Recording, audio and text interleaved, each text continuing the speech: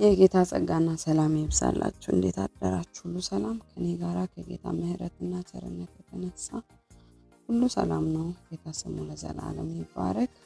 በያለንበት ስፍራ ሰላምን ያበዛልን። ጌታ ስሙ ለዘላለም ይባረክ። ብዙዎች አሉ ተኝቶ ያልነቁት፣ ነገር ግን ከአፈር በታች የሆኑት የጌታ ቃል ስናገር እስትንፋስ ያለው ሁሉ እግዚአብሔርን ያመስግን ይላልና በህይወት ስላለን ብቻ ጌታን ልናመሰግን የተገባ ነው እና ዛሬም ደግሞ በጌታ እርዳታ የሐዋርያት ሥራ ምዕራፍ 20 ላይ ደርሰናል። ጌታ ስሙ ለዘላለም ይባረክ። በጌታ ስም አነባለሁ። ሁከቱም ከቀረ በኋላ ጳውሎስ ደቀ መዛሙርቱን አስመጥቶ መከራቸው። ተሰናብቷቸው ወደ መቄዶንያ ይሄድ ዘንድ ወጣ። ያንም አገር እያለፈ በብዙ ቃል ከመከራቸው በኋላ ወደ ግሪክ አገር መጣ።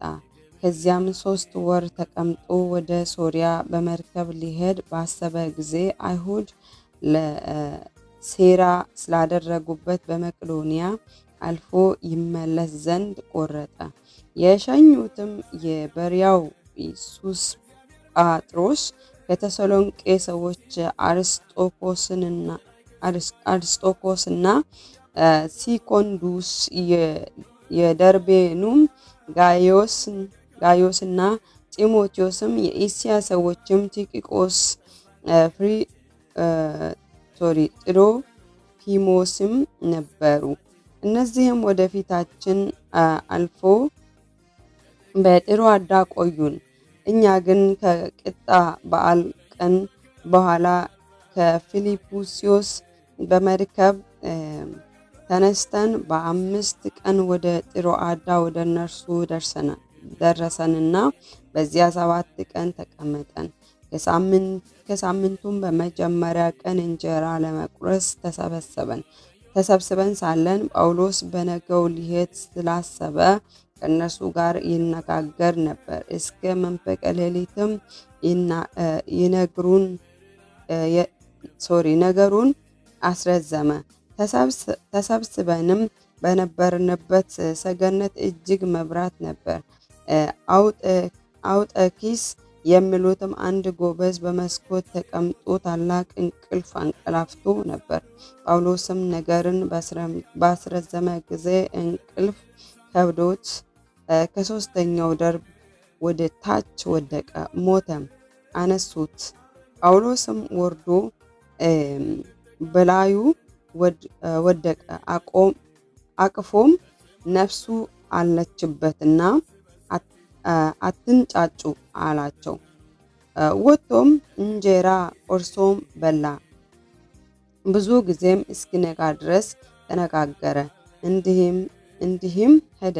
ብላቴናውም ደህና ሆነ፣ ወሰዱት፣ እጅግም ተጽናኑ። እኛ ግን ጳውሎስን ከዚያ እንቀበለው ዘንድ ስላለን ወደ መርከብ ቀድመን ሄድንና ወደ አሶን ተነሳን። እርሱ በመሬት ይሄድ ዘንድ ስላሰበ እንደዚህ አዞ ነበርና። በአሶንም ባገኘን ጊዜ ተቀብለነው ወደ ሚጢሊን መጣን። በማግስቱም ከዚያ በባህር ተነስተን በኪዩ ፊት ለፊት ደረሰን። በነጋውም ወደ ሳሞን ተሻገረን። በትሮግሊዮም አድረን በማግስቱ ወደ ሚሊጢን መጣን። ጳውሎስ በእስያ እጅግ እንዳይቀመጥ ኤፌሶንን ይተው ዘንድ ቆርጦ ነበርና ቢቻለውም በዓል ሐምሳም በኢየሩሳሌም ይውል ዘንድ ይቸኩል ነበርና ከሚሊጢንም ወደ ኤፌሶን ልኮ የቤተ ክርስቲያንን ሽማግሌዎች አስጠራቸው። ወደ እርሱም በመጡ ጊዜ እንዲህ አላቸው፣ ወደ እስያ ከገባሁበት ከመጀመሪያ ቀን ጀምሮ በትህትና ሁሉና በእንባ በአይሁድም ሴራ በደረሰብኝ ፈተና ለጌታ እየተገዛው ዘመኑን ሁሉ ከእናንተ ጋር እንዴት እንደኖርኩ እናንተው ታውቃላችሁ። ወደ እግዚአብሔር ዘንድ ንስሐንና በጌታችን በኢየሱስ ክርስቶስ ማመንን ለአይሁድና ለግሪክ ሰዎች እየመሰከርኩ በጉባኤው በየቤታችሁም አወራሁላችሁና አስተማርኳችሁ እንጂ ከሚጠቅማችሁ ነገር አንዳች ስንኳ አላስቀረሁባችሁም። አሁንም እነሆ እኔ በመንፈስ ታስሬ ወደ ኢየሩሳሌም እሄዳለሁ።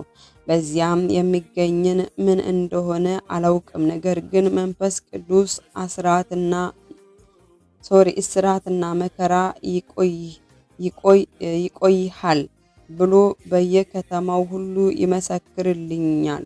ነገር ግን ሩጫዬንና ከጌታ ከኢየሱስ የተቀበልኩትን አገልግሎት እርሱም የእግዚአብሔር ጸጋ ወንጌልን መመስከር እፈጽም ዘንድ ነፍሴን በእኔ ዘንድ እንደማትከብር እንደ ከንቱ ነገር እቆጥራለሁ።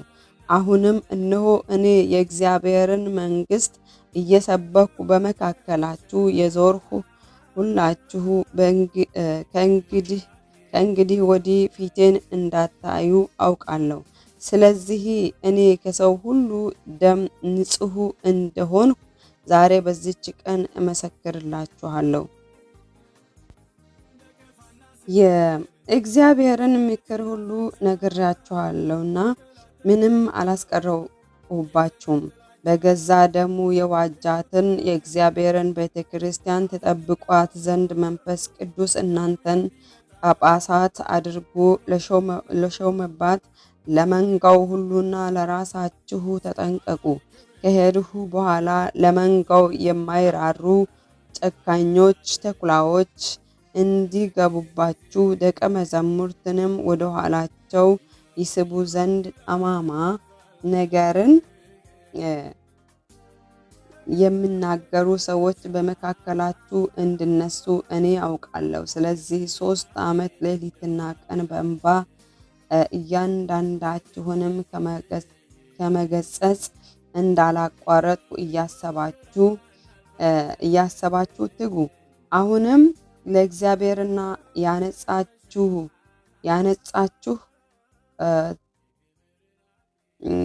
ያነጻችሁ ዘንድ በቅዱሳንም ሁሉ መካከል ርስትን ይሰጣችሁ ዘንድ ለሚችል ለጸጋው ቃል አደራ ሰጥቻችኋለሁ።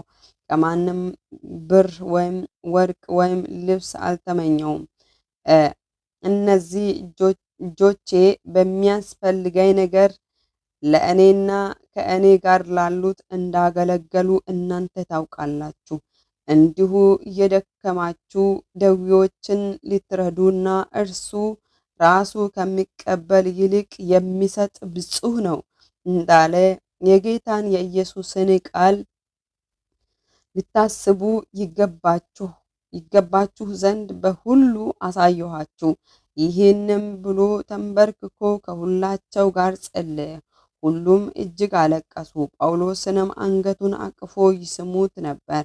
ይልቁንም ከእንግዲህ ወዲህ ፊቴን አታዩም ስላላቸው ነገር እጅግ አዘኑ።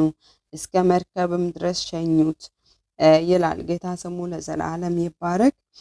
እንግዲህ ጳውሎስ እዚህ ስፍራ ላይ የሚናገረው ምንድን ነው ካላችሁ፣ ብዙ ፈተና አለ፣ ብዙ ችግር፣ እንዲሁ ደግሞ እሱ የሚሄድበት ስፍራ እንኳን እስራትና መከራ እንዳለ እዚህ ጋር ይናገራል።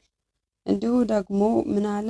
ደግማችሁ እኔን አታዩኝም፣ እንዲሁ ደግሞ እንዳትስቱ ጨካኞች ይነሳሉ እዚህ ጋር ብሎ እዚህ አካባቢ ይናገራል። ስለዚህ የምነሱ ጨካኞች እንዳሉና